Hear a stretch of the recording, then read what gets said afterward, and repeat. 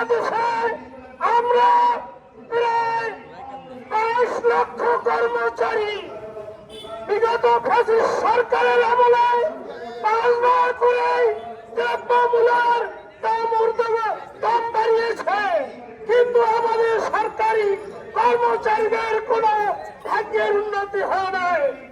আমরা মনে করি আমরা আজকে থেকে ভদ্রভাবে শান্তশিষ্ট ভাবে যেভাবে আন্দোলন করে আসছি, প্রধান উপদেষ্টা এবং অর্থ উপদেষ্টা আপনারা আমাদের কথা কর্ণপাত করেন নাই।